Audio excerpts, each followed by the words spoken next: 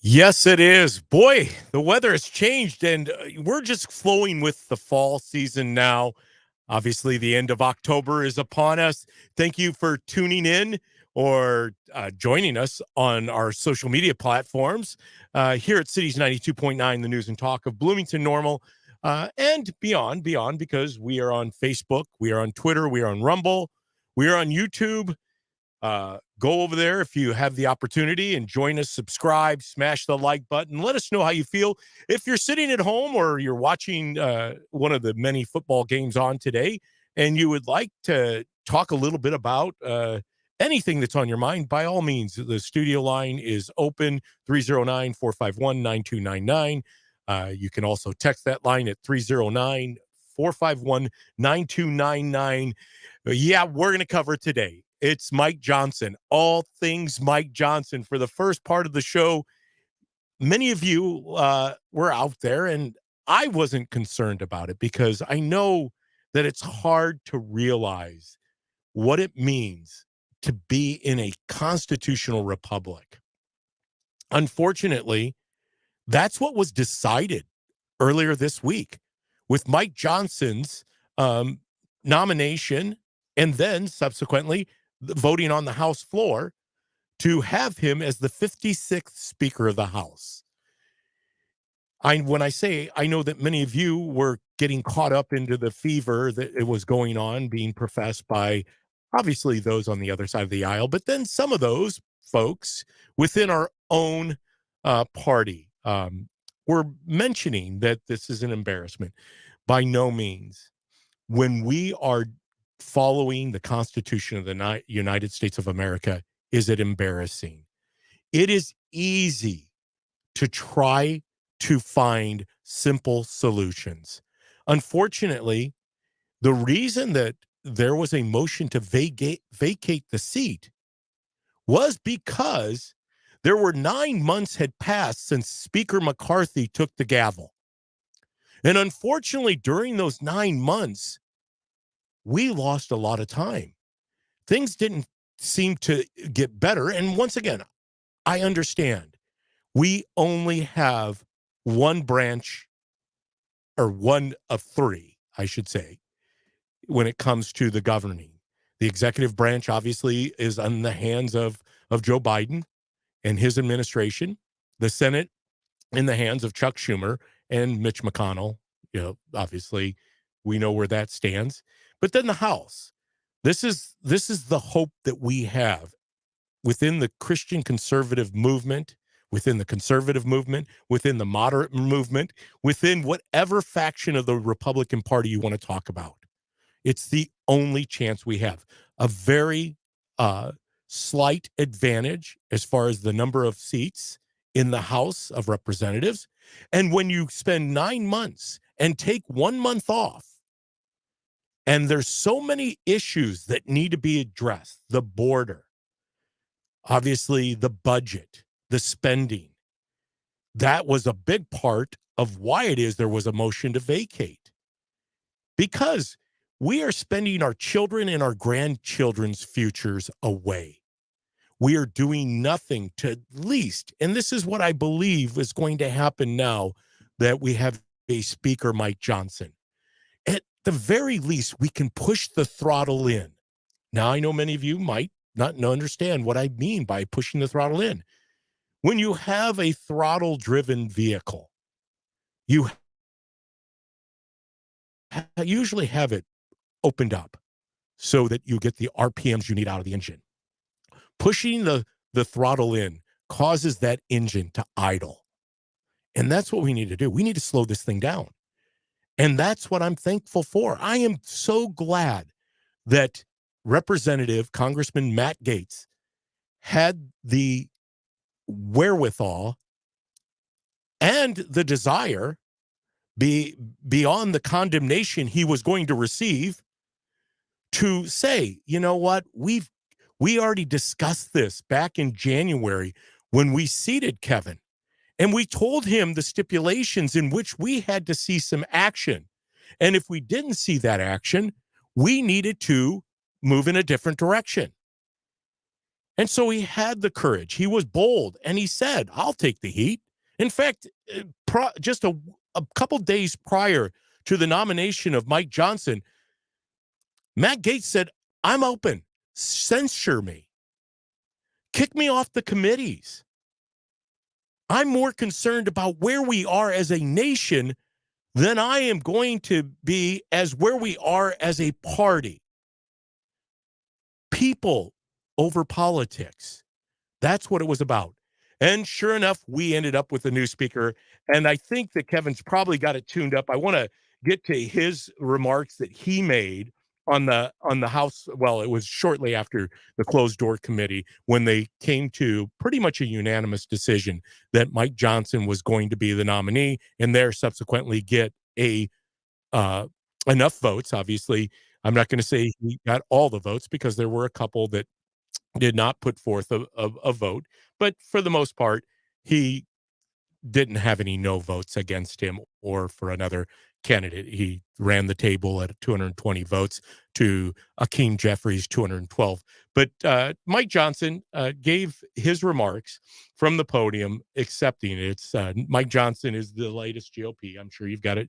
There you go. You've got it. So here we go. We're going to play a little bit of this. Democracy is messy sometimes, but it is our system. This conference that you see, this House Republican majority is united.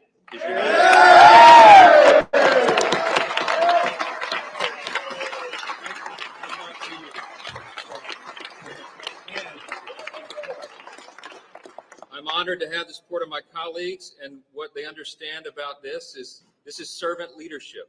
We're going to serve the people of this country. This group here is ready to govern, and we're going to govern well. We're going to do what's right by the people. And I believe the people are going to reward that next year. But we have a lot of big priorities ahead of us right now. The world is on fire. We stand with our ally, Israel.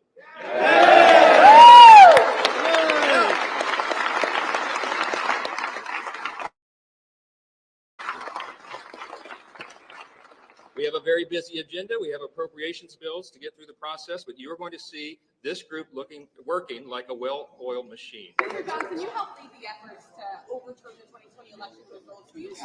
I got it. Love it. Next question. Next question.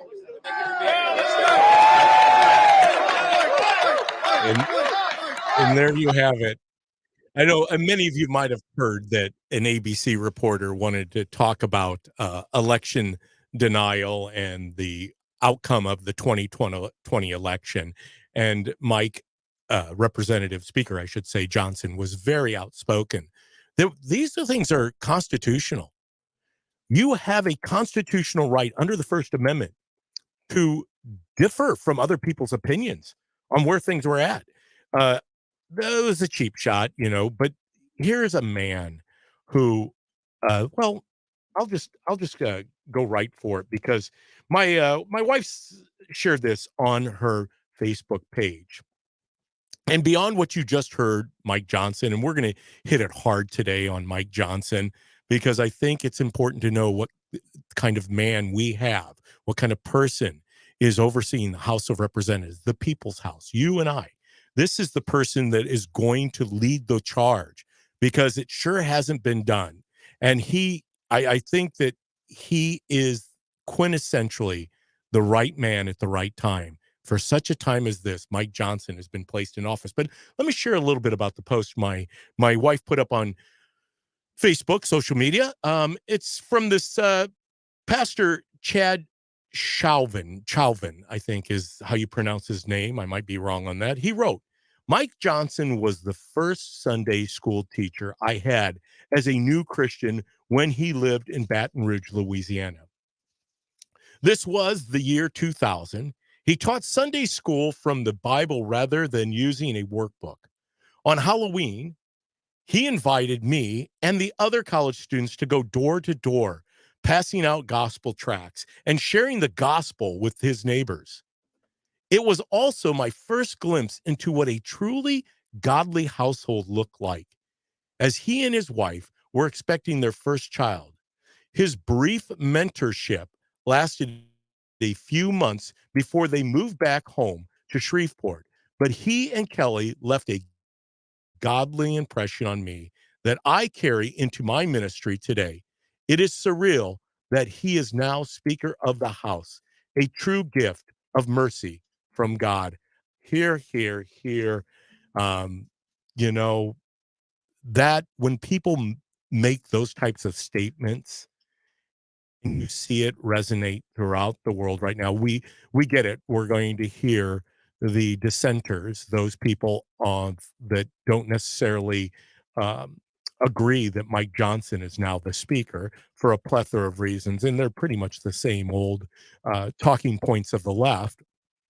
They want to talk about his faith. They want to talk about, well, as you heard, the question was asked about his, concerns about the 2020 election, because the Democrats have never been concerned about an election. They've never been election deniers. If you believe that, just go out to Cities 92.9's Facebook page. I posted the video of 10 minutes of election denying by the Democrats, and it covers everybody from Jimmy Carter to Barack Obama to Kamala Harris to Hillary Clinton to Jerry Nadler to Maxine Waters. I mean, the list is long and it goes on. And of course, it's gaslighting, because these folks are the poster children for election denying, and it has a long history.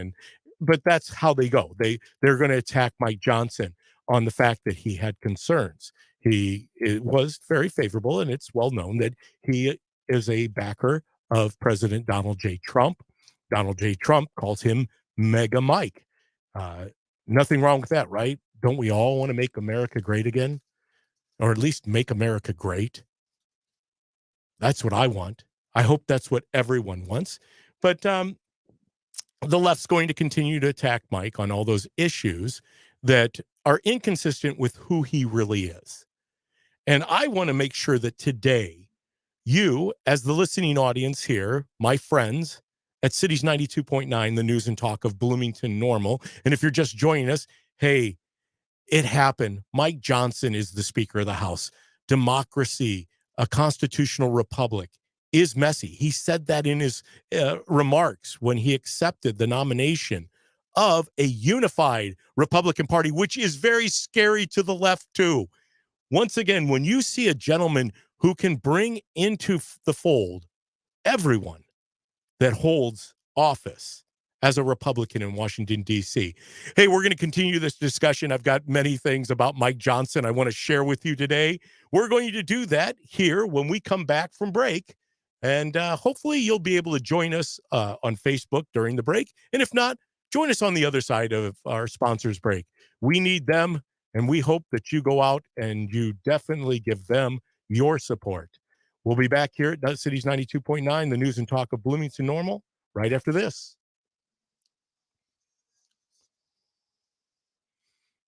All right. Thank you for the joining us here on Facebook. Thank you, thank you, thank you. Subscribe, like. Obviously, Facebook is just one of the 4 platforms that we have the ability to be live on, or actually 5, because we are still live on the radio. But you have Twitter, you have Rumble, you have YouTube, and you have Facebook. And then Cities 92.9 can be found on your dial in your vehicle or at home on your stereo, or on your phone when you're streaming it. You can do that too. I forget about that. So I guess we're up to 6 now. 6 ways you can listen to us, and it keeps growing. And thank you. We need you, and we so appreciate you commenting when you are able to and being part of the show. Hey, Halloween is right around the corner. Hold on for a second. I don't have to worry about a cough button, but I have a little tickle in the throat. Many of you might be experiencing the same thing. I don't know. When the harvest is being brought in, the corn dust is heavy, and I don't know if you experience the seasonal allergies. I definitely do. That's why I always have my natural remedies on hand to make sure that I'm getting plenty of water and plenty of my nutraceuticals, to beat back the allergy season. Not too long from now, there won't be an allergens floating through the air, because we are going to be in the midst of that season of winter, which I truly embrace as I do all the seasons. I think it is great to have the ability to have seasonal change. Um, some call it climate change. I just did that to get a chuckle out of those people that aren't confused about what climate change truly is, because the climate is always changing. And yes, we need to be good stewards of the earth. And yes, we should not uh, fill our oceans with plastic. We should not. We should try to limit the amount of pollution that's out there. But we do. We do a very good job. In fact, when it comes to that, the United States of America leads the way. We're not China. We're not India. We're not Russia. Um, we happen to do a lot of work on making sure that we are providing a safe, clean environment, especially for our drinking water systems, because it's important that we preserve the natural resources and the fiscal resources for our children and grandchildren. And unfortunately, that's what we're going to talk a lot about today. The 32 trillion. It's part of the reason that Kevin McCarthy was vacated. We're coming back live.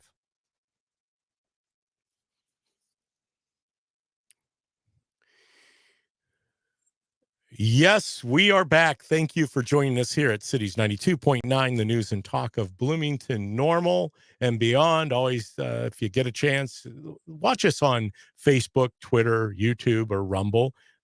Subscribe, like, let us know how you feel. You can also text us at 309-451-9299, 309-451 9299. The studio line is open if you'd like to call in. I know that that's not something that a lot of people do. The advent of radio is moving. It has really taken a different turn. You can definitely see us now, which is really contrary to what radio used to be. You can see us live in studio via those social media platforms, but you also have the streaming capabilities from your handheld devices. You can just be a part of it. We can't do it without you being a part of. So thank you for joining us here at the DPB show on Sundays. I'll get right back to it. It is a great day here at Cities 92.9, the news and talk of Bloomington Normal. We have a speaker. We have hope. We are starting to see, as Matt Gaetz said, and it's spot on. This movement that started, and you all know what I'm talking about because it happened right here in Illinois. The Darren Bailey, the Bailey movement for governor was powerful. And granted, we didn't win that election. And in fact, in 2022, we didn't make near the ground that we thought we were going to. But these times they are changing. It only takes a little time when you allow people to be in office, holding positions, dictating policy to those that they are supposed to represent, and you see the shortcomings, you see the implosion. I know that many of us, I myself included, when I go to the grocery store these days, I'm shocked at the number that appears ringing up the same items that I rang up, this time last year, and especially going 2 years and 3 years back. The cost of living is exorbitant. The housing crisis isn't going to be settled with the current rate that's out there for new home buyers to purchase homes with. The pricing of houses, what it takes in income to debt ratios in order to afford a house. On average, homes in the United States of America average $400,000.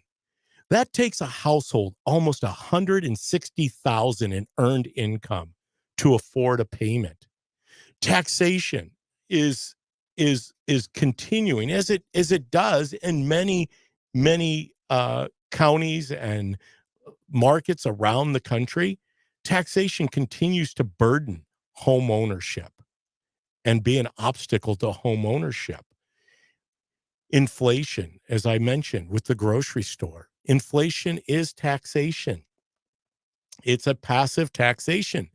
The more we take away from the household, the less there is in affording items like transportation, shelter, food. And that's why I believe that this is so hopeful with Mike Johnson as the new speaker, because we're going to get back to the people's business. Sorry, I'm getting a little dry here in studio. But we're getting back to the people's business, and Mike's about that. And I want to talk a lot about Mike Johnson today because there's so many areas that I think people are like, who is this Mike Johnson? Where did he come from? How did he just show up out of nowhere? Well, that's what I want to share with you because it's pretty amazing, the backstory. Matt Gaetz actually does a great job of explaining what took place behind closed doors. And we're going to get to that and to many other videos and audios from Mike Johnson. You talk about a fighter. Mike Johnson is a fighter. And he displayed that with the questioning in the Judicial Committee of Merrick Garland, Attorney General Merrick Garland, and also Secretary of State Mayorkas.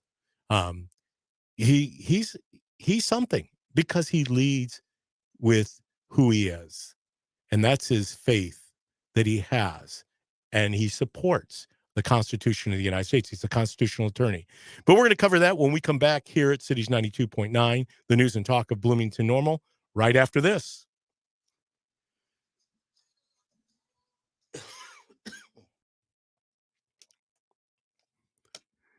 It could be also that dryness I'm feeling is coming from the fact that I have this hoodie sweatshirt on. So bear with me as I remove my hoodie sweatshirt. It's kind of feeling like a sauna in here, Kevin. Oh, look at that. I'm going to open up the door. Oh, look, I changed out of the sweatshirt and just like that. Wow. Yes, it's kind of like one of those little dolls that you get from the Russian nesting dolls. Yes, that's exactly. What did you call them? The Russian nesting dolls. You know exactly what they are. Hold on. I'm going to open the door.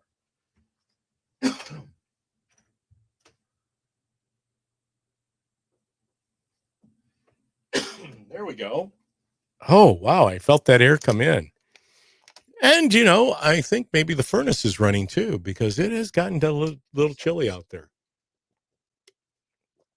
Just in case any of you are paying attention to what's going on in the NFL, the Vikings are up 10-0. And I think that the half just ended. And I think there was a field goal, but it appears that maybe since the half cannot end on a flag, it looks like offsides against the Vikings. Hey, all right. I am concerned about this game because I happen to pick the Packers. I know that for many Bear fans, that doesn't sound, but you know, Minnesota, I have family in Minnesota, but it is a home game. So, hey, appreciate you joining us here on the Facebook side of things. Always encourage you to like, share, subscribe, hit the like button. Definitely add a comment or two in the chat. Let us know what your feelings are, especially as it pertains to Mike Johnson. Mike Johnson. I just like the ring of that, Mike Johnson. And the more I get to know about this man, the more I like. Now, once again, he's got a job to do. I want to see outcomes. We've suffered through Boehner and Ryan, and then you know that flipped back to Pelosi, and then we come back in with McCarthy, and we have never been able to truly exercise the agenda that we have, which is an American first agenda. And that's so important. I was looking at something, and many of you might have seen this. When it comes to what they believe is the count of illegal immigrants in this country, those numbers are 8 million, roughly just a little bit over 8 million people have entered the country since Biden took office.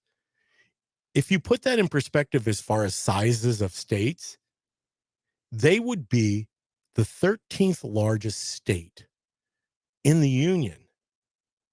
I just mind-boggling to think that we added an entire state, a fairly populated state, through the southern border of the United States of America. And not knowing who those individuals are, for the most part, we have an idea of a lot of the folks, but there are a lot we don't know anything about. And when you look into defending, the Constitution says we are to protect and defend our borders, our sovereign borders. Every country should do that. I want that for every country because it's important to know if somebody is coming into your country to do harm. Mike Johnson will get the job done. I love that. Oh, there we go. My friend Christo. Thank you for commenting. Mike Johnson will get the job done. I love that he leads by his faith and he's not afraid to share that. Believe me, he took it to God right away because he understands that's what it's about. I mean, obviously, if you try to do it on your own validation, oh, here I come back. I better put my headset on.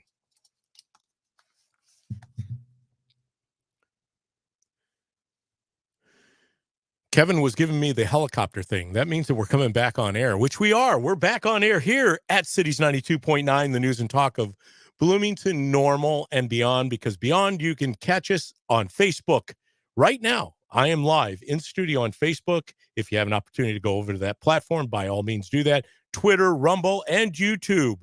We're trying to get the word out. We're trying to get the word out about the fact that the best is yet to come. And I'm going to tell you a little bit about what I experienced just on Friday night over in Effingham, Illinois with Donald Trump Jr. That was really exciting. I'm going to get to that, I think, later on in the show, but I definitely, Kevin, remind me of that because you know how it is. Once you turn 60 years of age, you start losing track of where you're at in the midst of the show because you get super excited. Kevin, I don't know about you, but I get excited over here because it's exciting stuff. Mike Johnson, as our friend and commenter here, Christo, said on the Facebook live post, that Mike Johnson will get the job done. I love that he leads by his faith, and he is not afraid to share that. And that's where I was going right before we went to break. If you were with us, I was talking about Matt Gaetz. And Matt is obviously the person who spearheaded this, and he took a lot of flack, right? Part of being in leadership, of representing people, is sometimes doing the things that nobody else wants to do. Kevin McCarthy knew going into or getting the gavel as the speaker, the 55th speaker, that he had an uphill climb.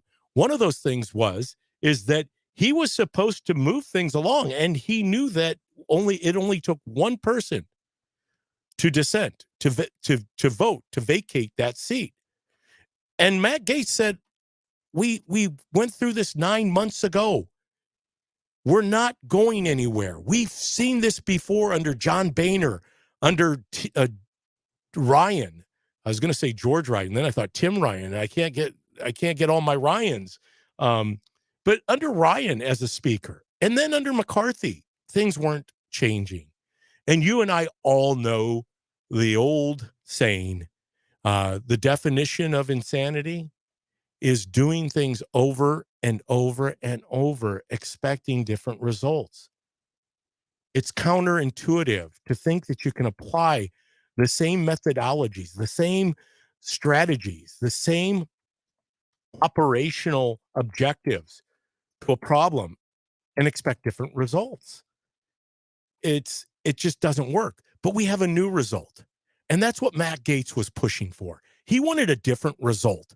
And he was willing to put himself out there. Now, don't get me wrong. I go right along with what our headliner, Dan Bongino, says. I don't get caught up in personalities.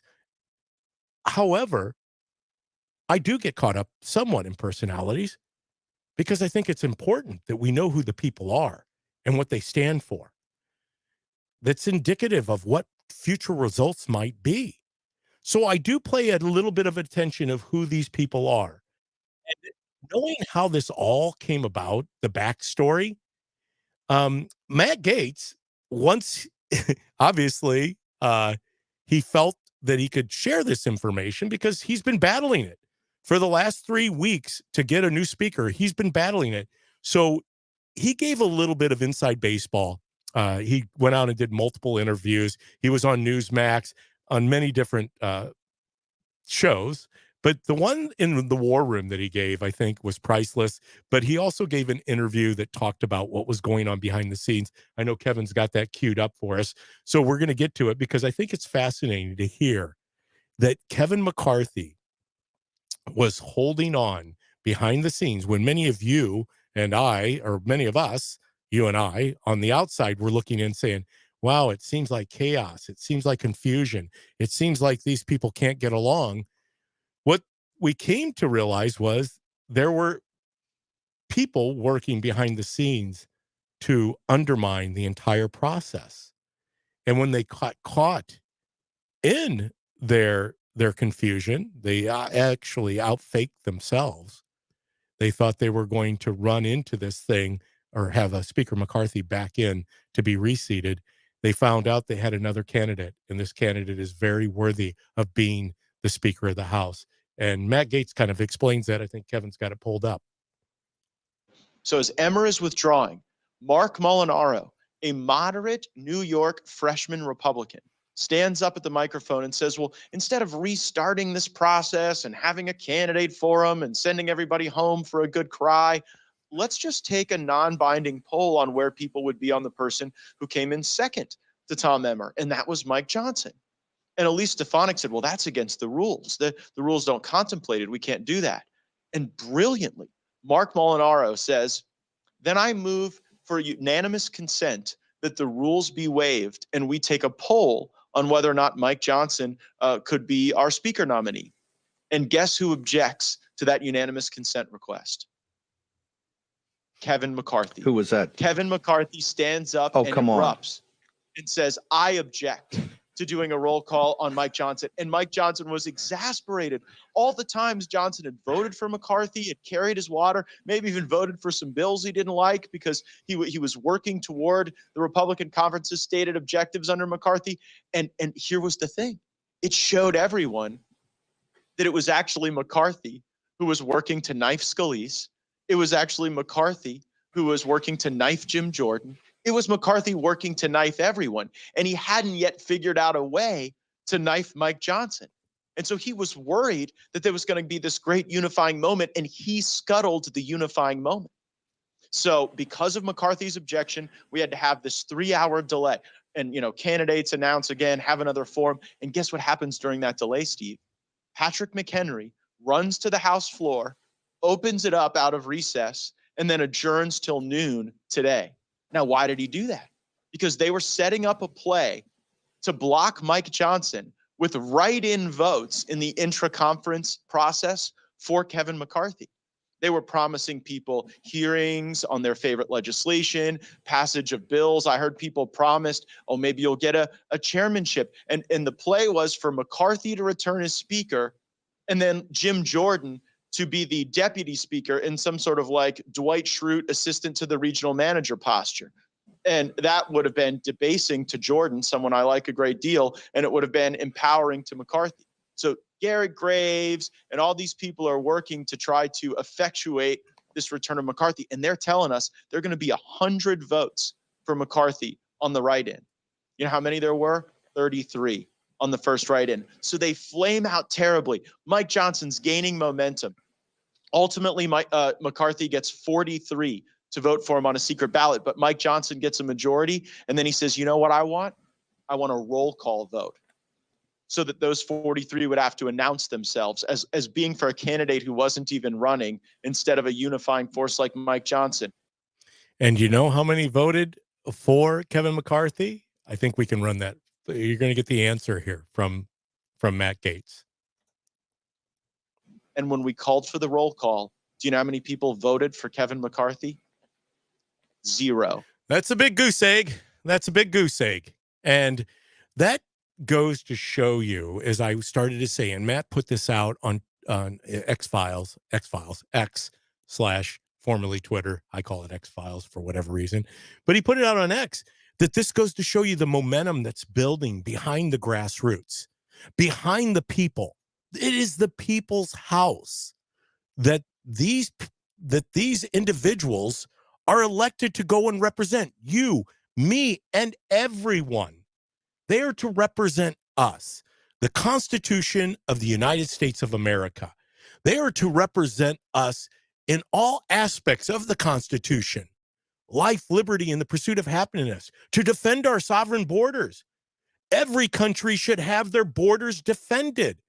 You should know who is coming into and leaving your country, especially if they mean to do harm. We have seen invasions, and, unfortunately, that is what we currently have, and it's not stopping. We have an invasion on our southern border. I was sharing with our Facebook audience during the break that right now, that sum of individuals who has accessed this country since the Biden administration has taken over is 8,062,646 people. If you were to make that group of people who has accessed our country, unfortunately, because we don't have a valid immigration system, it's the immigration system is broken. We know that, but still, it's the only one we have until the Congress decides to change that. And as President Trump said when he was holding office, he could have changed that overnight if the House and the Senate would get behind immigration reform. But getting back to my point, 8,062,646 individuals, human beings, have accessed our country since Biden took office. That would be the 13th largest state in the United States of America. What is the play? What are they leveraging for? What are the Democrats wanting? Are they wanting to add 8 million people to the voter rolls? I think that that's something that we definitely could give consideration to. And it's not a conspiracy. I think we've heard plenty of people wanting to give constitutional rights to anyone who has accessed the country, whether legally or illegally. And that's important. If you're a legal immigrant to this country, you should get the full extent of what the Constitution provides you. If you're not here legally, you should not have the same rights as we, the people, have. That's why the Constitution starts out with "we, the people," because it's about us. That's what the House is about. That's why it's vital to have a House of Representatives that is working to effectively implement the Constitution. Matt Gaetz, brilliant. I give you all the kudos and the applause for having the ability to stand up and to push back against what was broken. It's not always popular when you are sitting there amongst 435 people. Now, granted, we know 212 of them were going to fall in line, and as they have been conditioned to do on the left side of the aisle, as Democrats, they were going to go for Hakeem Jeffries, and he was going to bloviate about all these things that really don't pertain to making our land the home of the brave, land of the free, and the home of the brave. Put that backwards a little bit. But we know that there were that Republican side of the aisle was battling, trying to come up with the solution that the people want, not what the Republican Party wants. I go right along with many of you who believe the Republicans aren't the solution to all of our problems. However, I am convinced day by day as we go forward, the Democrats have caused all of our problems. And that is manufactured over and over again throughout all the policy issues, whether you're at the village level, the town, the city, the state, or the federal level. Democrats are constantly moving to create a government that is so large. Right now, we're 33 trillion in the hole. That's going to fall upon our children and our grandchildren. It's unsustainable. We're going to talk about sustainability, and I want to get some of these videos, audio videos, played for you of Mike Johnson taking on Attorney General Merrick Garland and Mr. Mayorkas. And really, you get the quality that we have in a speaker when he's able just to ask open, honest questions and, unfortunately, not get transparent answers. We're going to cover that and many other things when we come back here at Cities 92.9, the news and talk of Bloomington Normal. Remember, your next segment is super short too. Super short segment. Yep. At the top. Yep. Thank you. What are you going to remind me to talk about, Kevin, in the second hour? Donald Trump Jr. Yes, indeed. I'm going to talk a little bit about my time with Donald Trump Jr. Over on Friday night. Actually, I had an opportunity to spend most of my time in Effingham with Darren Bailey, my friend. Just inspiring things that are happening. There's been no official announcement yet, but I can tell you as a teaser, and you'll be the first to know because we will get Darren live on the radio with us during the DPB show. Hey, and folks, definitely, if you're joining us, and I did see we've got a few of you that have jumped into the chat. Always appreciate you doing that. Like, subscribe, share. Ryan, Mike needs to also know. What does that say? Footsie. Is that what it says? Footsie time is over. I agree. Cutesy, footsie time. I like it. Footsie time's better. Is over and stop the Democrats in their tracks. That's what I was saying, Ryan. We need to push the throttle in. I said that with Darren Bailey.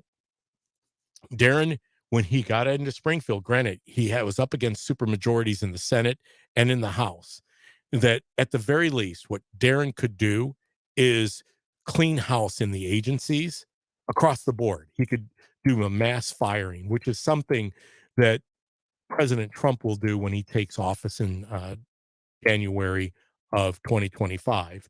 He will clean house. That is needed. Darren could have done that at the state agency level in Springfield if he were governor. He couldn't, influence too much change in the Senate chambers or the House, but at least at the very least, he could have stopped at the agency level, pushed the throttle in, and then he had the veto power, right? He could veto bills, but granted, those could be because of the supermajority. They could have gotten past that. But yeah, there's so much that can be influenced by just pushing the throttle in. All right. Mike Johnson. And then he also, I know he has a very short segment that's coming up, and then he has a guest coming in at 2. If you keep on listening, I want to talk about something that he's talking about, that he's been talking about. All right. I'm catching up on the comment section. Thank you, though. Once again, always appreciate you guys. Ryan, I'm going to be reaching out to you. I want to talk to you a little bit about the Ryan Mack Show and kind of some things that I've been thinking about. And you did say that you would have me on as a guest, so I do want to follow up with that and be a guest on the Ryan Mack Show. All right, here we come back live.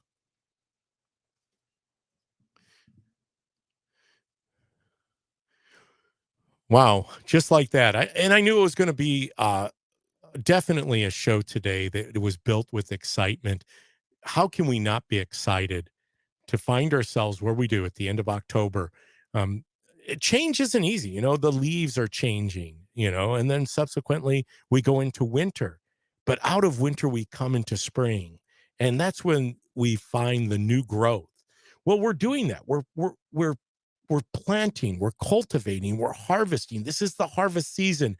And by all means, we are really harvesting when we have a new speaker in the House of Representatives at the federal level in Mike Johnson. And I understand, that we're going in the right direction when the left on the other side of the aisle is coming unglued. It's no different than when I put my application in for the county board, seat number 5, that was, it was created because of John McIntyre, Chairman McIntyre's resignation. The left lost their mind. If you went over to one of the county board members' pages, she was just absolutely coming unglued. You heard the Ben Matthews. You heard me do a show on Ben Matthews, the UNISERV representative of the teachers unions here in McLean County.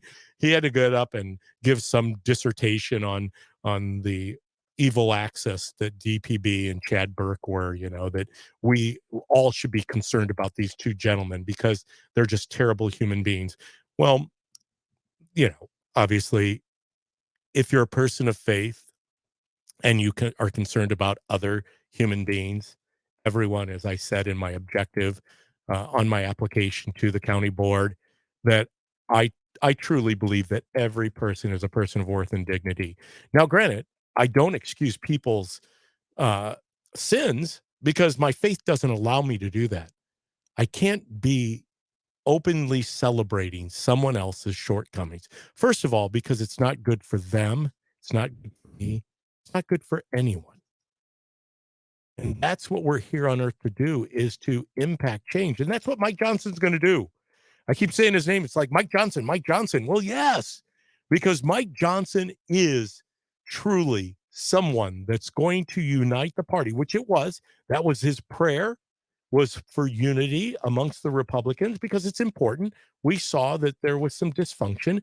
We know that lobbyists have not only bought our candidates in our elections on the Democrat side of the aisle, but definitely they've done that on the Republican side of the aisle.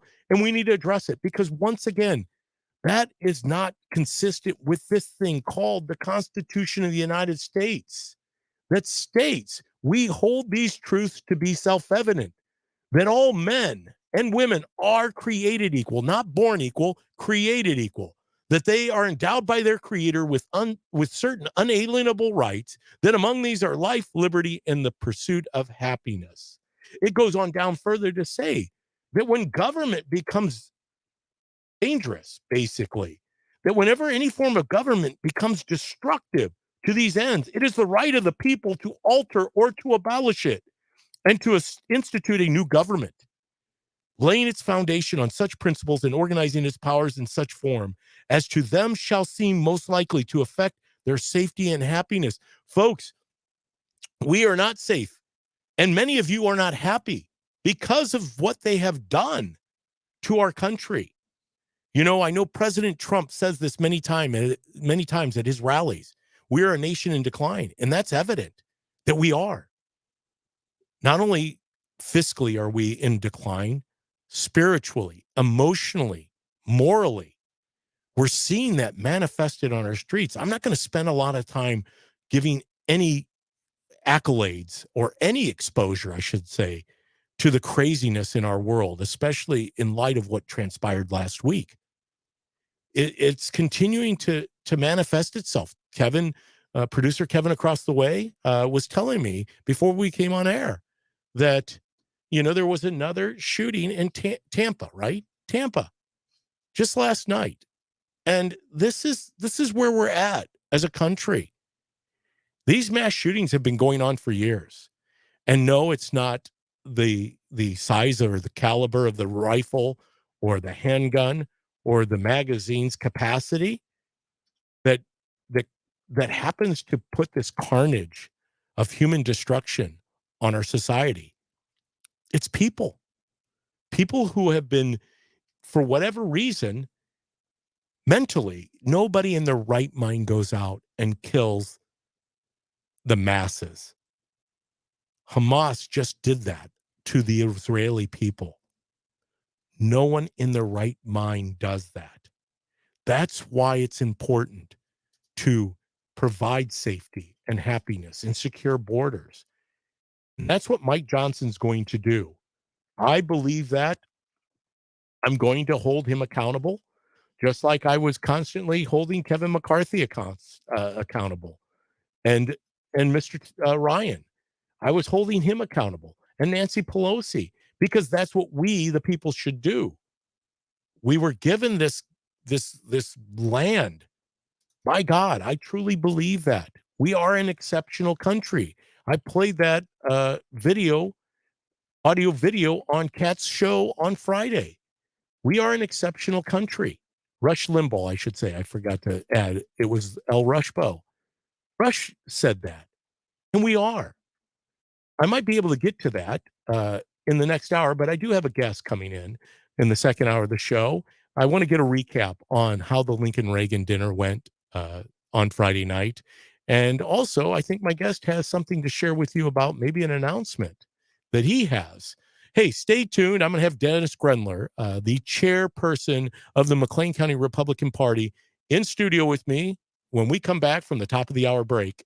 We'll see you on the other side here at Cities 92.9, the news and talk of Bloomington Normal.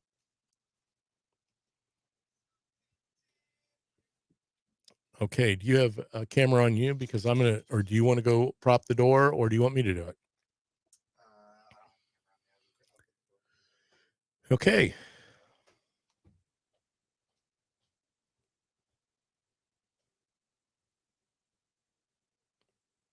I'm going to have to move the mics over here. So now you will see him walk into studio at some point. I think he might be here. I should check. Oh, I'm out front. He says he's out front. That's what we have to do at Cities 92.9. We got to keep it going. It's taking breaks to now see. If I didn't have Kevin here to run out to the door, I would have had to leave you guys hanging on a blank studio. I think you're going to see some of the logistics changing here as Dennis is coming into studio. There he is. He was listening, I'm sure, on the radio. He's nodding yes and affirmation to, do you want me to move? So you guys will be on mic 1 Yep. and 2, whichever one you want to take DPP, and then Dennis can take the other one. Okay, why don't I put, I like it better when Dennis is in the corner because do you think that'll be easier to set it up with him? Yeah, it can be all on this camera. I'm just going to set up the mics the right way so that you can see both of you. Okay, so Dennis, I'm going to have to get him a pair of headphones. I don't need my headphones right now because I'm not on there. They're already plugged in.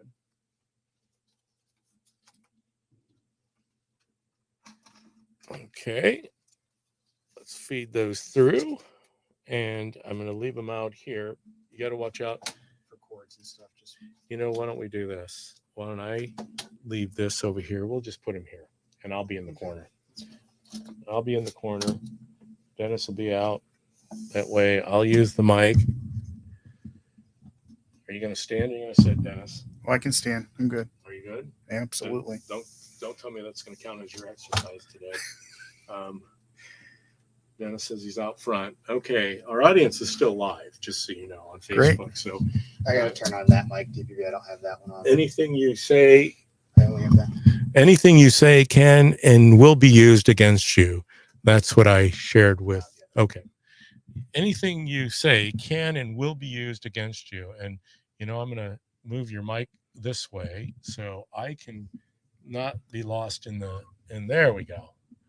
There we go. Now I'm back. That's what I say to people when I confront them in public now as a radio personality, that just realize anything you use and say could be part of the DPP show. Try to move the mic because right now it's blocking your face. Okay. On the camera, so Like this right here. That and then turn it more like that. Okay. And up. Now I see. Oh, I got to move this way. Maybe right there. Let's move Dennis over Further here. Back would be better. Yeah. There you go. There. We're gonna get this all worked out at some point in studio. It'd be nice to expand the size of the studio. Dennis, you look good there. Okay. Yeah. We've got a little time. I'm just checking to see what part of the workflow it was on. Could you we don't have anything coming through here yet, right? No, not yet. Okay. Because I know that'll come on blasting. I can make it come through there so you can check the volumes if you want me to. Yeah. Higher, lower. Down just a little bit. I'm on A. Put your headphone on and see if that's too loud. Keep going. Maybe a smidge loud. There, that's good for me. How's yours? He said he's a little loud. Good. Okay. All right, we're set then when we come back live. Yeah, I forget when you have guests actually come in studio, we like the fact that you can remote guest in, because then we don't have to set things up. But when we have people come in here, it creates a little rearranging of the Titanic. No, we're not the Titanic.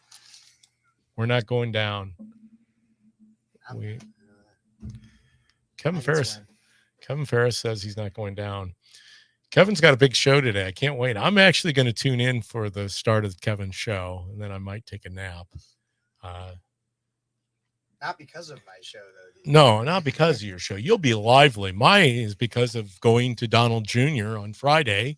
Well, I started the day out on Friday helping with Connie Beard, former chair of the McLean County Republican Party, setting up for the big night with Ty Smith and Kat Peterson and Lisa Holder White, and Darren LaHood came in the house and housed everybody up. They had about 150 people show up for dinner, but we were putting the room together, and then I quickly jumped on the road with my wife and drove to Effingham to see Donald Trump Jr. at the event that was being held down there.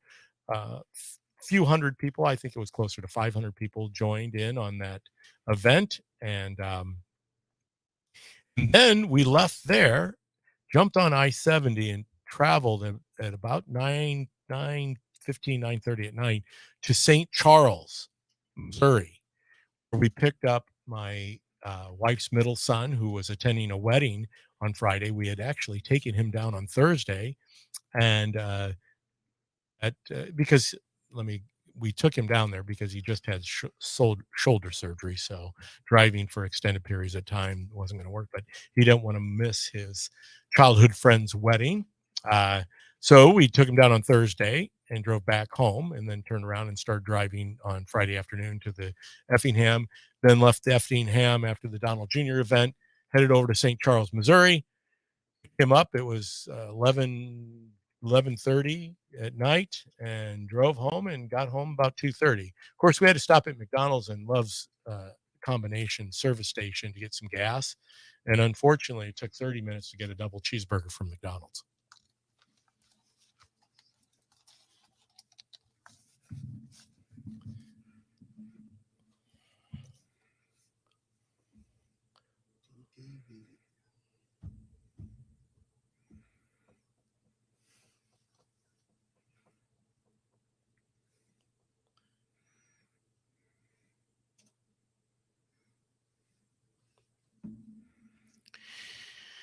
It is the DPB show. I'm David Paul Blumenshine here at Cities 92.9, the news and talk of Bloomington Normal.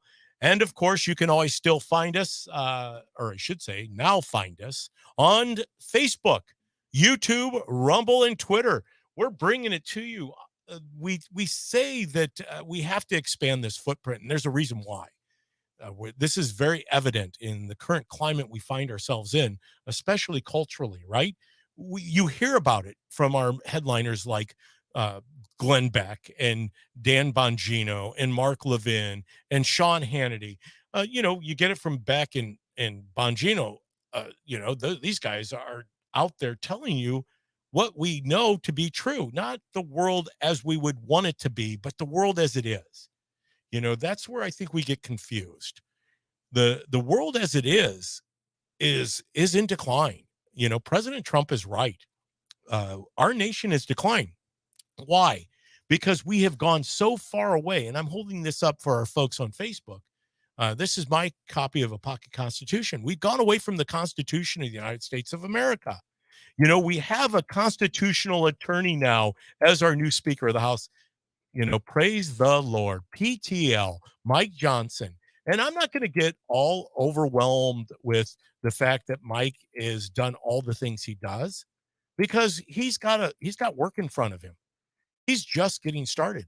The best is yet to come. I truly believe that. And I'm thankful to Matt Gaetz for moving to vacate that seat, because we needed a true leader for such a time as this, just like we need, because it's going to be a while before we're able to get another president back into office.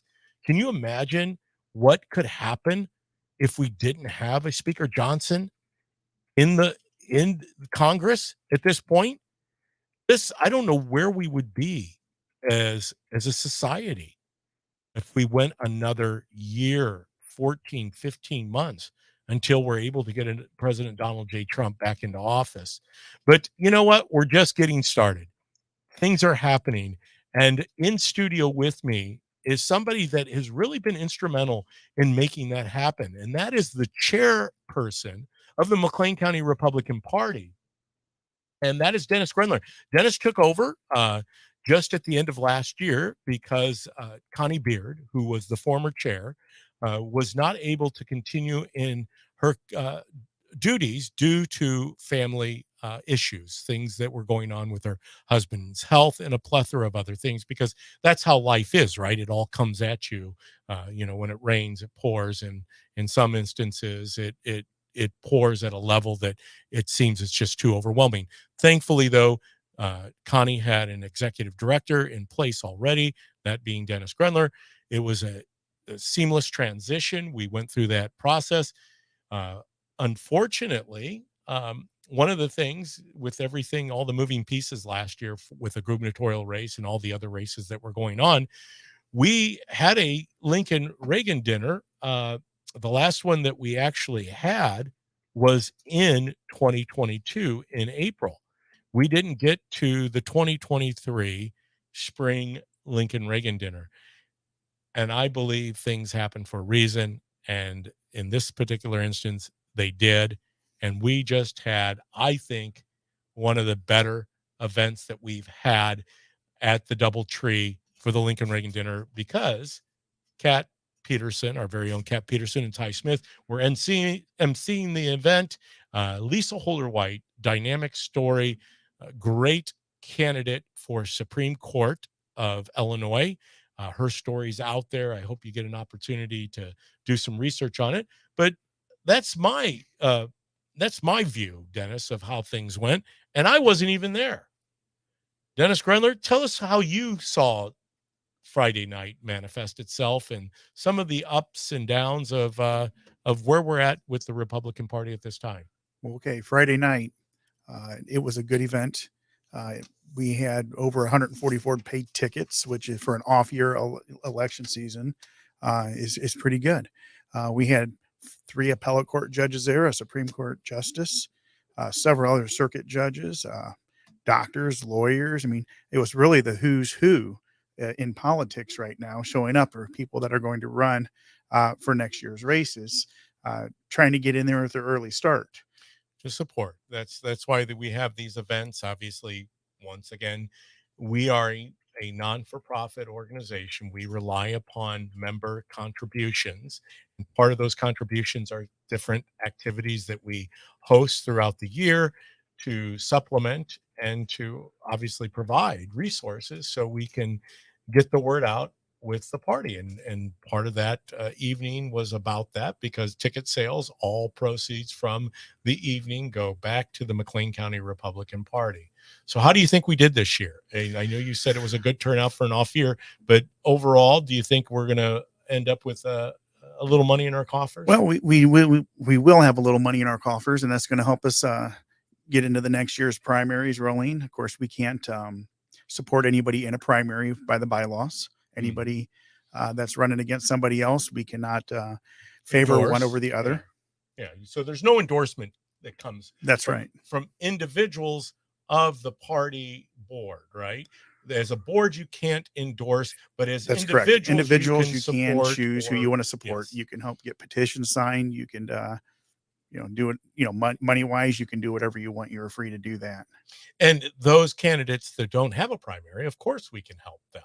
That's right. And we can help all candidates. So if you're out there and you're still thinking, hey, DPB, you've inspired me over the last year, and I hope that's the case. Or Kevin Ferris, you've inspired me. Or Kat Peterson, Ty Smith, you've inspired me that the time is now. I can't sit back and not take action, because our nation's in decline. Our state's in decline. Our community is in decline. We are on the verge of losing a county board that used to be 18 Republicans to 2 Democrats just 10, 12 years ago. We had what's called a supermajority. McLean County was a red county, standing on the virtues of the Republican Party and the messaging behind that, but because it's easy. We believe in personal responsibility. We believe in individual rights. We believe that the Constitution dictates the direction of our future for every person. We believe in limited government. We believe in no taxation without representation. Unfortunately, inflation is a tax. That's a big part of what people are under. So we are willing to help anyone who feels the nudging to get involved. Now, granted, we always talk about the entry level positions because I think it's important, right? Just coming off the streets and saying, okay, what do I do next? Where do I go? And we have the resources to give you advice on that. But what we encourage every one of you to do, everyone, is to get involved in your neighborhood. And you do that from becoming a PC. Tell people what that looks like, Dennis. Okay, so I myself am a precinct committee person, and what that is someone that feels strong enough to be an activist to go out in your neighborhood and knock on the doors and let people know what's really going on. People's day-to-day lives, they really don't know what's going on in the county or even the state or the federal government. And by having that precinct committeeman serve as a liaison to them, that helps people know where issues stand, where referendums might be, or certain candidates uh, might need to be primaried, or certain candidates need to be pushed. And so the PC is a very vital, important role. It's a non-paid position, so it's volunteer. But you go around in your precinct, and you have 600 to 800 people. Some of them have smaller, and you have they're your people. You represent them, and you find out, and if there's issues, you can go to these Congress people or representatives and say, "Hey, listen, this is how my precinct feels." And you actually have a little bit of a say. And being a elected precinct committee person, because you can be appointed and then you can be elected as an elected precinct committee person, your vote has power. The more people that vote in these races is how many votes you get when we go to the convention after the primaries. It's very important, and people don't realize how important it is. Well, and that's and boy, oh boy, you've got a lot to unpack there. So I'm going to try doing that as a precinct committee person. Both of us are precinct committee person. I happen to be in Normal. You're in what's the Old Town 02. Old Town 02. You have a presence. You are the representative. Once again, getting back to, we are a constitutional republic, meaning we are a representative republic, meaning that happens at the block group. So you are there helping people navigate all the legislation that's out there, because whether you believe it or not, and I love quoting Stephanie Trussell, former lieutenant governor, that you might not do politics, but politics is doing you every day. And turning a blind eye and saying, gosh, I can't stand politicians. Well, neither can I. I can't stand politicians, but that's not what we are. We're precinct committee people. And that is not a politician. That's a representative. And our representation is getting the word out. Now, you said encouraging people to go vote. They don't have to vote for our side of the aisle. They're free. That's what our elections are, fair and free. They can go and vote for whoever they want, but we can help with the registration, where they should go, their precincts, how to do vote by mail. We can do all those things, and we need to do that better, right? Because now we have an election season of 40 days. But based on the number of people within your precinct that show up to vote, that gives you a weighted vote. And when you're selecting the new chair of the party, when you're selecting a Central States Committee person, each congressional district has a Central States Committee person at the higher level. So that is the party of the party, and it deals. And now, granted, I get it. There's a distaste out there for many with party politics because it's gotten a little gross. We just talked about that for the first hour of the DPB show. There's no question about it that people have been turned off because representatives have gone out there and have been influenced by lobbyists who seem to buy not only candidates, but elections. But this way, you can be a precinct committee person and your voice can be heard through your precinct committee person back to a congressman or a county board member or a state representative, and eventually to a U.S. senator, to the president. your voice can be heard. That's how the constitutional Republican system works, is the voice of the people being heard. So, Dennis, impacting these races coming forward, like you said, we're going into a primary season. Oh, I had a thought there. Congressman Darren LaHood, one of the things that I always have appreciated about him is he is a precinct committee person. So you can be an elected, hold an elected of office and still be your precinct committee person. So believe it or not, when Darren LaHood, Representative LaHood goes into his voting precinct or looks at his ballot by mail, and he sees his ballot, his name will be on there twice. That's pretty cool. Once, I hope he votes for himself as congressman, but then also as precinct committee person. Now, here's the cool thing about it. It takes 10 signatures from a precinct committee person. 10 signatures within your precinct. And if you're in Dennis Grenler's household, in a couple years, when his kids get a little older, you could pretty much get all 10 of those signatures right in your own household. Dennis, I'm sorry. I do that to him every time. I talk about Dennis has a very large family. Obviously, he's a very active dad, husband, and being the chair. But going into this primary season, we've got to do things differently. We talked about that earlier in the DPB show, that the definition of insanity is continuing to do the same thing over and over and over again and expecting different results.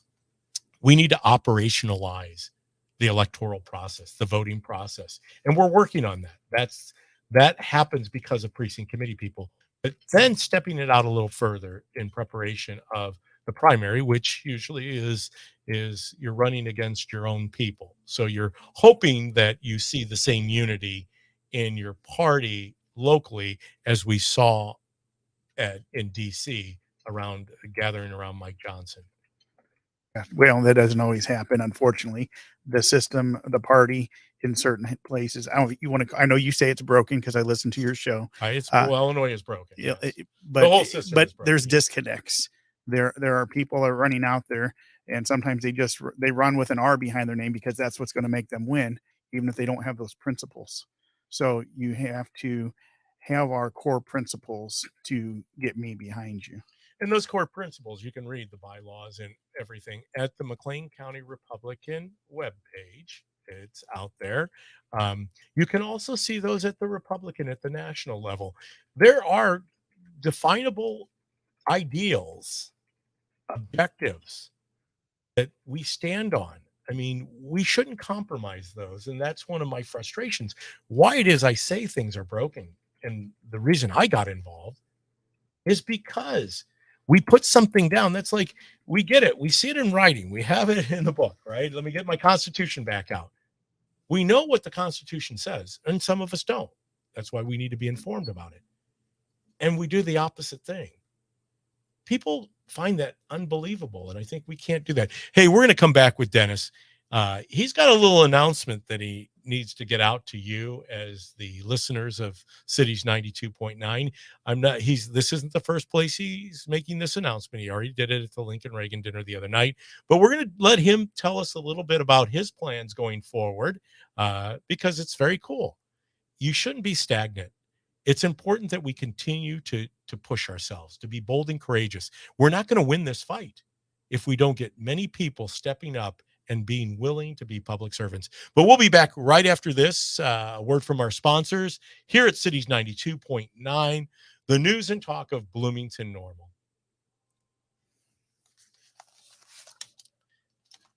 So our Facebook audience is probably waiting to hear how wonderful it is going to be. Hold on. Wait a second. I got a quick score update. Minnesota is just knocking the socks off of Green Bay. We don't like that. I thought you said there was hope for them, Kevin. What I said earlier is that it was 10-0 with 10 minutes left in the second half earlier. All right, Kevin, check that one off. I think I'm going to lose that one. Okay, so do you have any other scores up there? Texans and Panthers. Wow, that's a close game. I'm looking at it as a rolling depth. I have my NFL app.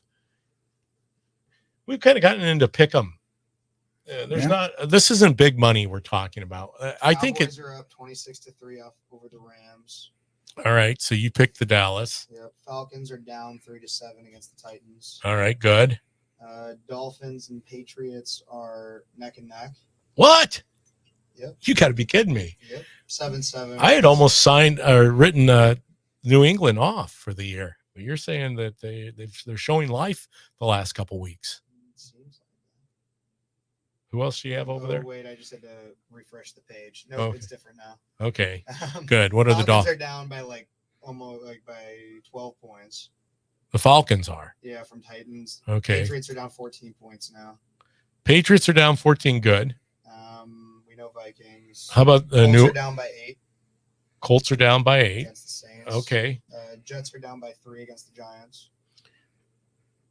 Okay. Jacksonville is up by 14 against the Steelers. Okay.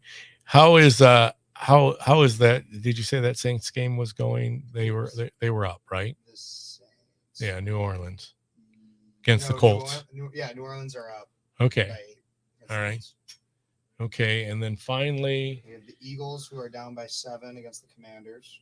yeah. And did you Which is give? kind of And you surprising. talked about the Panthers and the That was Texans. my next one. Texans are up by 1 Texans with are 10 up by minutes left in the fourth. one. Okay, come on, Carolina. And then when my show starts, that's when the Browns and the Seahawks will start. And during my shows, Chiefs, Broncos, Baltimore, Arizona, Cincinnati, and the 49ers. And then tonight is the Bears and the Chargers. Yeah. And I'm betting on my Bears.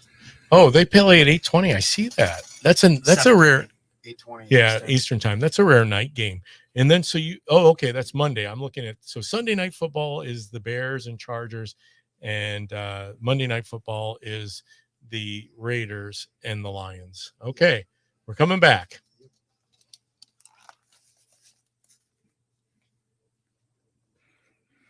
I'm just a nobody trying to tell everybody about somebody.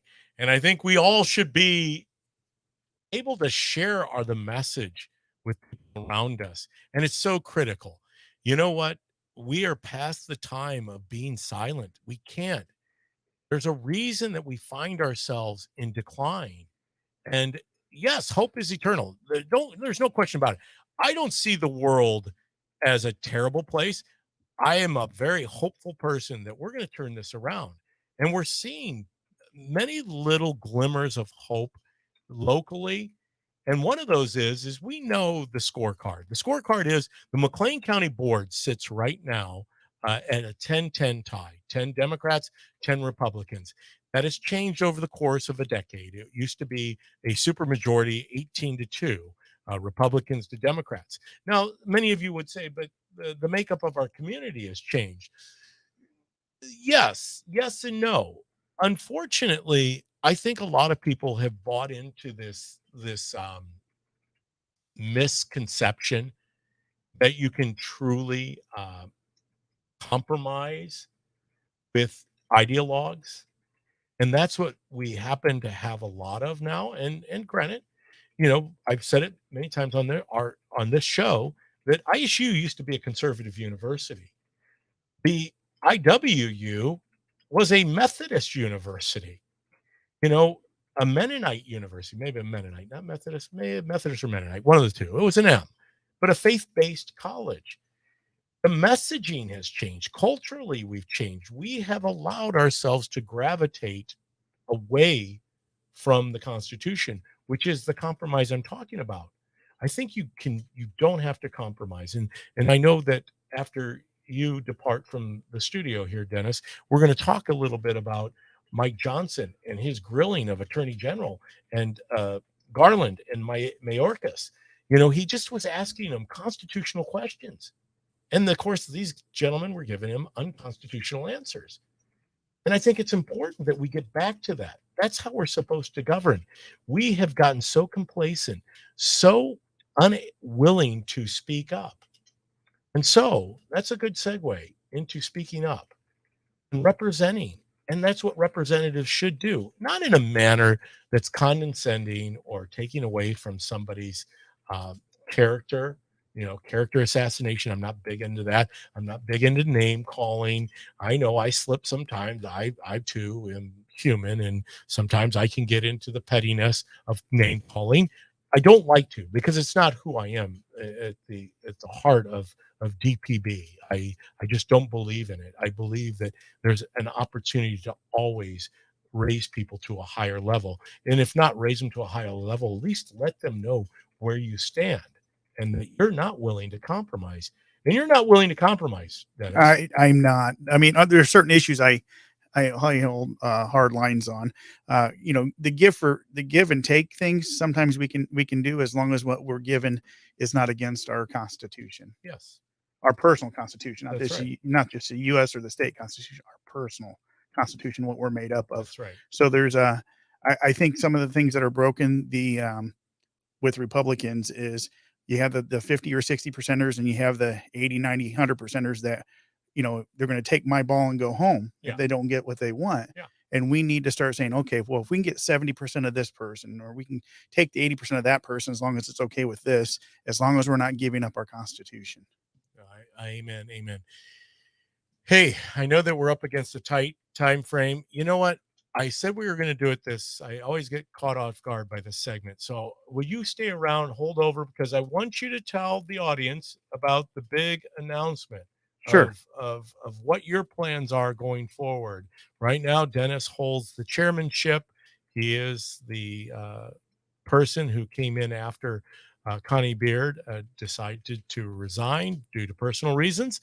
And Dennis has done an amazing job of doing what he just said, trying to take and mold this thing that we call a Republican Party and to regain a majority on our county board. That's the first and foremost, is one of our short-term goals, is we have to do that.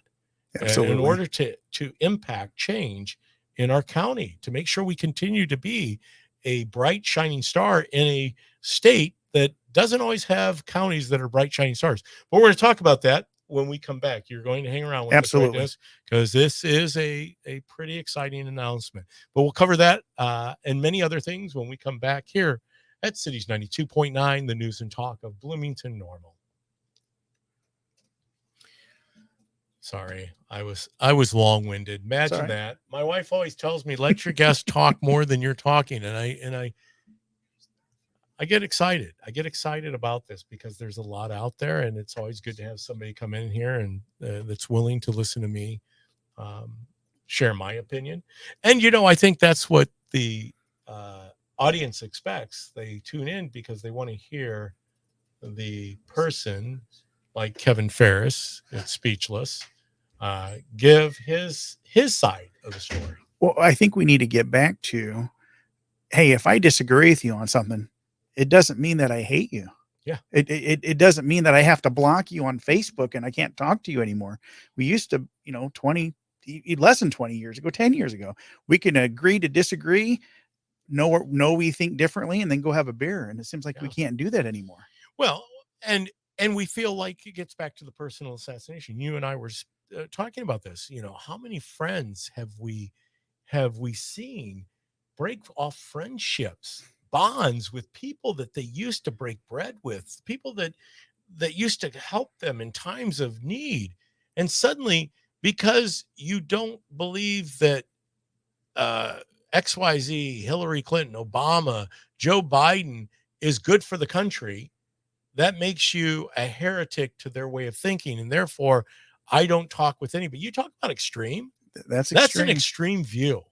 I'm telling you right now, I enjoy my friends that read the New York Times. Now, it's interesting. I don't think they read anything else, but at least I know it keeps me able to decipher what they're viewing, because it's the talking points of the Times or the Post. And so where they're coming up with their argument. It's at times I ask, but what do you think? How do you really manifest this outside of what you read? What is going on inside of you as you read these things? And I think that's what we've lost. The abilities to self-reflect, the ability to look within and see how your actions impact others. The ability to have thought. Yeah. You let somebody else do your thinking. That's right. That's what's wrong. The free thinking. That's right. If you think out of the box, I don't mind the people that listen or, read the New York Times. I watch and listen to different radio shows and to get different views, but I can see the sway on the left and the right. Yeah. I can see it both ways. Yeah. No, I agree. Like But I can see the sway, and That's right. 80% of people don't see that sway. They don't see That's a this- gospel. That's right. It's none of it. I don't believe any of it, especially whether it's right-sided media, right-side broadcasting, or Millennial Magazine, or any of the others. I post-millennial. I couldn't come up with the first word. PM, post-millennial, or American Greatness. I read all of them, and because a lot of them are opinion pieces, right? It's somebody sharing with you their view, and not everybody agrees with me. Believe me, I don't want everybody to agree with me. In fact, I don't agree with myself sometimes. Ever have those moments, Dennis? Oh yeah, It's called the little conscious and inside. reflection. That's right. Personal reflection, the consciousness of being fully human, and that's what we are. And every person we encounter, they're fully human. I'm pretty certain of that. And I'm not a biologist. Are we coming back?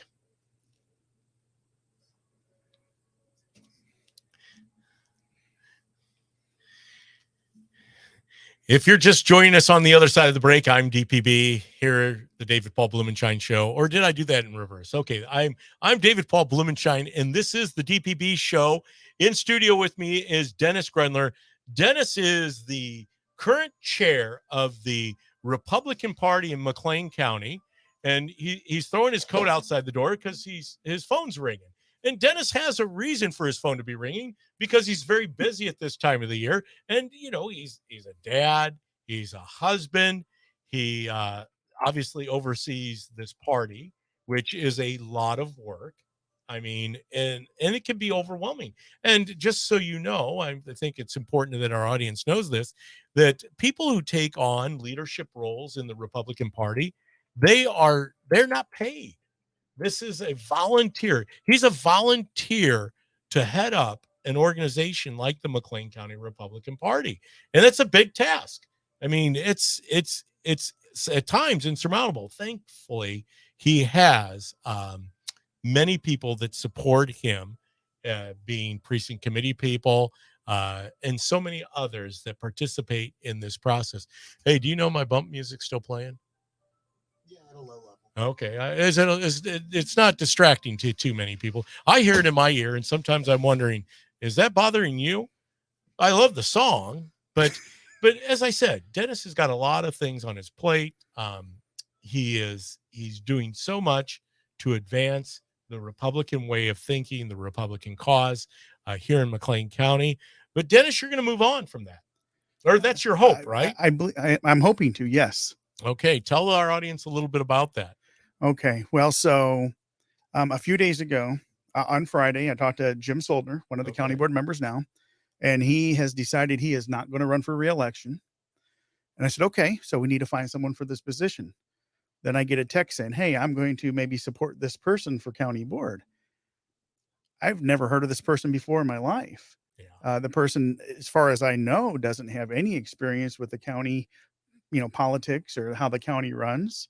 And I'm thinking, we can't just give people, it's their turn, it's their buddy's turn to come in and try to run the county board with no experience at all. So I said, you know what? No, I'm going to run. I'm running for county board too. It's my area. It's where I live. And they deserve somebody that's actively involved and knows what they're doing and will vote his people's conscience. I'm a precinct committee person. I know how the people in my precinct think, which is pretty, the same across the board for all of county board too. Yeah. And I feel I can represent them the best. There you have it. Dennis Grundler is now seeking the seat that is currently held by Jim Soldner, Yes. In County Board District 2. Jim's tenure, since he's not seeking, he won't be out there gathering petitions, and you are going to be out petitioning the voters of District 2 to become their county board member. So we need to keep that. We know it's 10-10. That's not something that we believe we're going to lose, but we never know. Once again, it is so vital to be part of the electoral process, to get out there, to help candidates like Dennis or state rep candidates or state or congressional candidates in the 17th or 16th congressional district. I think that that covers most of our listening audience. But you need to support them. Judges need your support. They do have to run to seek their seats back in the judicial process, whether it's in the appellate court, the circuit court, or the Supreme Court with Lisa Holder In White, who Illinois. was our guest at the Lincoln Reagan dinner. So, Dennis, you're going to do great things. I believe that we need to win back at least two. We need to hold what we currently have as the Republican Party, but we need two. I think two gives us a cushion. So we put the board back at 12-8. That's vital to the future of McLean County. I think that we continue to see this ongoing fleecing of the taxpayer. I don't believe they can weather it anymore. One of the things that we discussed at great length prior to the referendum vote of the consolidated election here in April was that, don't worry, the referendum is going to take additional tax dollars, but it won't be too long before they come back and ask for additional money, because that's what they do. They believe that more money leads to better results. And you know what? Money does help. But money in the hand of government, more money, it never seems to be the solution. Yeah, I never thought government spends our money better than we can. Yes. And that's a big part of the county board. I happen to sit there and watch. Don't quote me on this, either 21 or 23 million dollars of monies that was provided by the COVID relief from the federal government to our county being spent.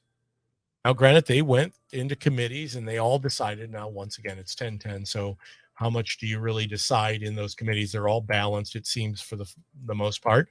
But they spent all of that money. I had an idea. Was there any way that we could hold any of that in reserve? Or did we have to spend all of it? And if we didn't spend it, we lost it. So if and this gets to the pressure of the government on the federal level, providing money to you, no different than giving relief or buying somebody out. It's almost like they're prospecting for voters by giving money away.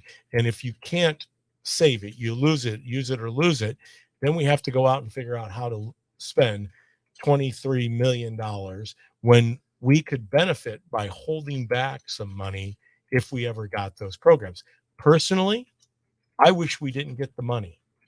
I'm pretty certain the federal government isn't nearly in the fiscal condition that McLean County is in. For the most part, McLean County's been able to hold its own, right? Yes, it has. And we have, because of responsible government, our representatives, our board members have held the line on not being exorbitant, not raising taxes, trying to represent the people. And I know that's what you're going to do for the people of the second district. And so we're so glad to announce here, or have Dennis announce here, that he is running for county board. Now, granted, the natural question is, and I know I've got a lot of Mike Johnson stuff to still get to if I can, and I might not get to it, but they're great arguments. But Dennis, the county board, knowing what you're facing, there's going to be that apprehension that the McLean County Republican Party, and how will that look walking itself out? Let our audience know that they're in good hands. Oh yeah, we have been building a foundation. When I first came on as executive director, we started building a foundation, kind of like you would build out a community, and how you would build out your government. And we're putting right people in the right places to be able to keep it a well-working, oiled machine, no matter who's in those places. And we've been working at that for over a year and a half, 2 years now, and putting the right people in the right places. Precinct committee people, we still always need more. Absolutely, especially now we have another 20 spots open since they redistrict the maps. 11 more in the county, 9 more in Bloomington Election Commission. There are 20 new precincts that and we need to fill. We have to fill. Those people need representation. This Absolutely. is who gets So where the rubber meets the street. Yeah, if you're interested or you have any kind of activist in you, or maybe if you don't, you know somebody that does. You saw that person that always says stuff or always posts things. They need to get involved, and maybe they don't know where. Well, have them give us a call and or an email, and we can get them involved. We will challenge them. We'll plug them in, because we've built out, like I said earlier, it's time that we operationalize this process. Now, granted, as I was mentioning, these aren't paid positions by any means. And you know what? It's part of being a volunteer. It's part of, we have volunteer armies, we have volunteer fire departments. It's because you're actively participating in your community. You want to make a difference. That's right. You want to see a change. It's so easy to complain that things are the way they are. But you know what? Change starts with you. If you want to make a difference, get involved. Well, I know that stay around with me Sure. to the end of the show. Kevin, not only is there the Mike Johnson thing, but I know I asked you to pull something up before we came on air. Dennis, we heard of the passing of Matthew Perry, right? Correct? Yes. Matthew Perry, 54 years of age. Dennis, that hits close to home, doesn't it? Hey, yeah. I'm going to be 51 here in a month and a half. And I just turned 60. But I wanted to say, obviously, and Kevin and I were talking about this, and I'm going to cue it up because I know many of you are used to hearing that. And if we can do anything to bring awareness to people and the suffering that they experience, because Matthew Perry was very vocal about in his book, he published it, the kind of the dark side of life that he lived in. And at the end of his life, it seems like he was trying to make amends. So we're going to play a little tribute song to him. I think it's only fitting we do this because many of us were impacted by the show Friends. Absolutely. So here you go. Cue it up, Kevin.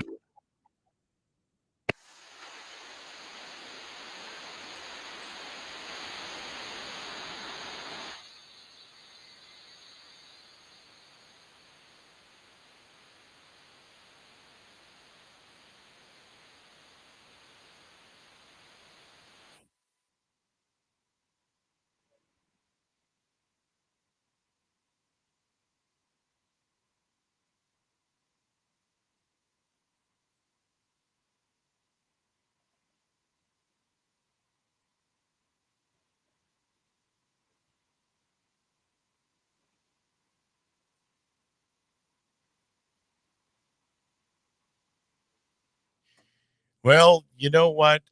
Once again, God rest his soul. I don't know too much about Matthew Perry. I know one thing. There was a time in my life that I kind of enjoyed watching Friends because it was imperfect people that formed a friendship in a big city, and they were trying to find their way in life, dealing with all the issues that we deal with as single people. I obviously am not a single person. Dennis is far from a single person with the gaggle of kids that he has. And in fact, one of them was probably calling you, telling you, Dad, this is what I know you're thinking about running for office, but I need this X, Y, and Z. So you're never away from being a dad, being a parent, being a husband. And so Matthew Perry, obviously, with his own struggles, they're called human struggles and human condition. So we pray, say a prayer, thoughts and prayers go out. And yes, I do my thoughts and prayers because they mean a lot in times like this to his family and friends. We're praying with and for you here from the DPB show. Obviously, the loss of life at 54 years of age. That's too sudden, but at the same time, hopefully it brings awareness to the struggles that he had physically, emotionally, spiritually. And we just pray for the best of his family as they process his death. Obviously an untimely death. His death is never something timely, but we always know that it can happen to all of us. I mean, none of us escapes here alive. And that was the message this morning at the Tabernacle. I posted that up on my Facebook page, Winning at Death. And we do. And so I think that's important. And it's about it's that faith that keeps us going, because what lies beyond death is so much greater than what lies here on this earth. And, that is the hope that we have. And I think that's what I love about being part of the Republican Party because they still hold that to be true, that all men are created equal, not born equal, but created equal, and are given those conditions and those rights by their creator. And I know that Mike Johnson said it. Hey, I was hopeful that we could get to one more of Mike Johnson's audios, and we're going to do that when we come back to close out the show, because I think the grilling that he gave to Merrick Garland is something that you're going to find. This is the character of the man that we put forth to represent the people's house. That's you and me. And we need to get back to that. We need to get back to not only the BIBLE, basic instruction before leaving earth, the Bible, but we also need to get back to the thing that dictates how we exist as a society, the Constitution of the United States of America. If you need a copy of it, message me. I'll get you a copy. We've got a few laying around. It's important you know it. Hey, we're going to cover that with Mike Johnson, and to wrap up the show with Dennis Grenler here by my side. When we come back from a sponsors break here at Cities 92.9, the news and talk of Bloomington Normal.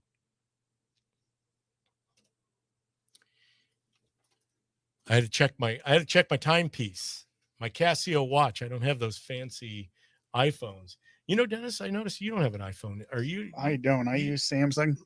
I'm an Android user. You're an Android. Are you an Android too, Kev? God, no. No, he wants to be behind the times. Rush No, Limbaugh. it's that I have a Mac and an iPhone, and they like communicate basically to make it so my life's like 10 times easier. Okay, hold on. My beautiful bride is on the comments. She just commented your YouTube Oh, links. you know what? Find that. Go find my links in YouTube. We are promoting the YouTube channel. By all means, you know, we never know. You know, I know that here at Cities, we on our Facebook page, we get the most nonsensical little warnings that we're going to be dropped our page. You know, I don't know, Kevin, what does our page hold? About 9,000 of our listening audience or Somewhere on there. are following, or they're, you know, part of our page. And because of our messaging, getting back to what you said, this is systemic. See, it's not only organizations and big daddy government or corporations can shut you off. Your friends are shutting you off too, That's right. because they don't want to hear dissenting conversation or opinions. And that's really sad that we've come. This land was founded on a dissenting Absolutely. opinion. And you know, that's sad that we've grown to that point. Oh, somebody's saying hi, Dennis. Hi. There you are. Who is it? Alice Sheets. Oh, Alice. hi, Alice. Alice is saying hi to Dennis on the Facebook page. There you go. Bring a smile to my face, Alice. Thank you. Well, there you go. That's what I say. Hey, we appreciate you joining us on the Facebook side of things. We're going to come back here shortly and wrap the show up. I'm going to play Mike Johnson confronting Merrick Garland. You guys got to stick around to hear this, because he, what's the shortest one? I don't know. Okay, let me see. Oh, Kevin's asking me. Hoping for a title. Mike Johnson questions AG Merrick Garland on Hunter Biden investigation. Nope. Mike Johnson grills Attorney General Merrick Garland on testimony from Hunter Biden. Most whistleblowers. Nope. The ethics one. Why would you not submit to a simple ethics review? Behind the scenes. 5 minutes long. Is there a specific part you wanted? Yeah. Because 5 minutes is about. No, we're not going to go 5 minutes, but we'll play a big portion. Yeah. From the very beginning, and we'll put it up on Facebook. I'll cut you off when we play. Kind of like pull a Mark Levin. Stop. Stop. I'm gonna hit you in the nose, you dummy.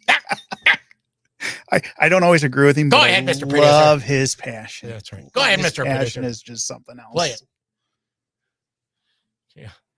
Could you imagine? Because I don't think there's really anybody else. It's not like, I mean, Bongino has. Oh, we're back. Sorry.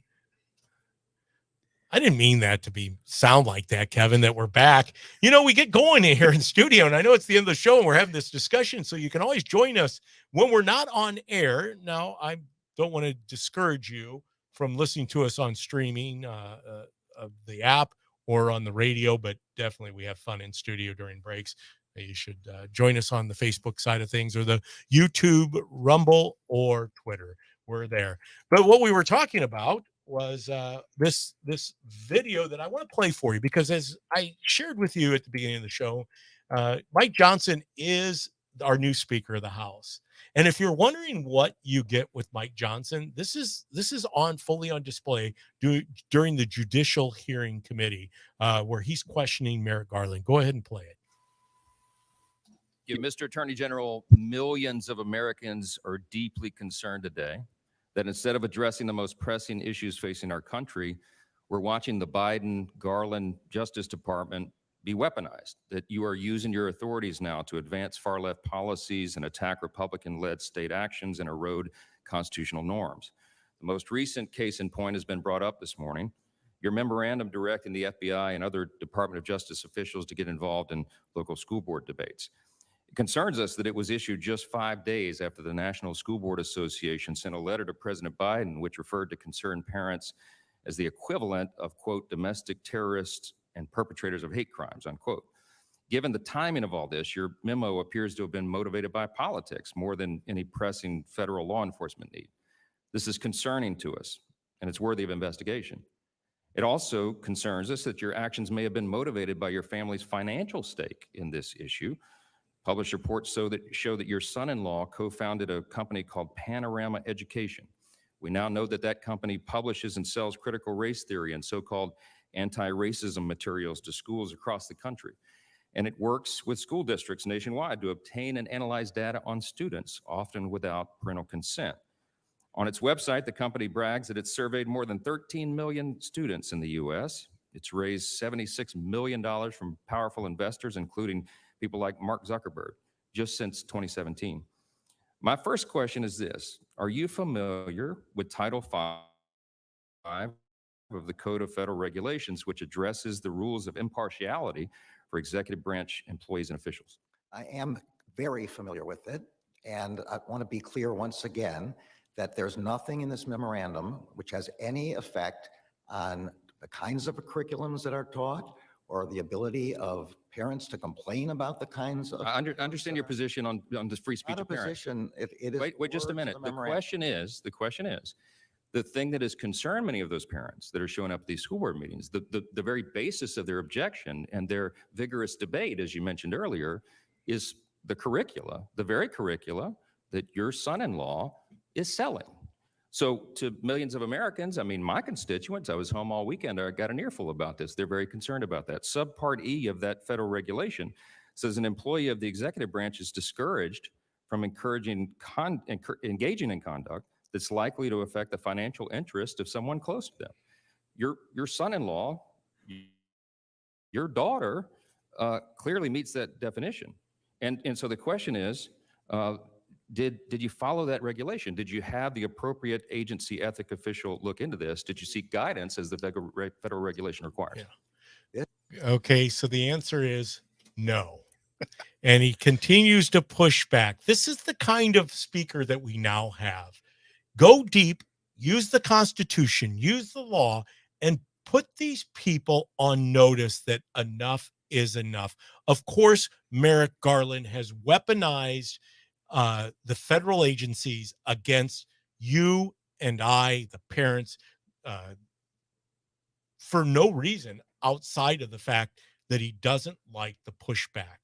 You know, he's going to say it is to protect school board members from violence and all this other stuff, blah, blah, blah, blah, blah. It has nothing to do with it. His own son-in-law, his daughter are benefiting from the teachings, why a lot of these school boards were under I would hate to say under attack, but were being disputed, you know, was of this curriculum that they were pushing, the DEI, the critical race theory. So unequivocally, his answer is this, Dennis. It is a loud, resounding no. He will not submit to an ethics hearing. That's pretty bad. Dennis, I don't tell you about my time here in public display. I never held public office, lost my elections. At no time would I ever shy away from an ethics review. If I'm wrong, I'm wrong. And that's where we need to get back to as a country, is that, that there is not a two-tiered judicial system, that there isn't, or I should say, even in this case, it's a single tier, right? They're never outside of the law. It's only you that are outside of the law when you don't agree with them. That is a form of tyranny. That's tyrannical. Hey, we're up against the end of the show. Dennis, once again, the announcement is Dennis Grundler is now seeking County Board District 2 here in McLean County. Thanks for being with us today. Obviously, you can go out to the McLean County Republican Party, plenty of information, photos out on the Facebook pages, photos out on my Facebook page. And always, as always, join me over on YouTube. Go to my YouTube channel. That's the David Paul Blumenshine Show. Like, subscribe. I'm trying to build my base. I'm going to do more things. I'm going to get out there. I'm going to do more videos and bring you more content, because I think it's important we continue this conversation. I so appreciate you joining us here at Cities 92.9 from 1 to 3 on Sundays. We're going to be back next weekend. And until then, I just wish you all peace. Peace be with you, all of you.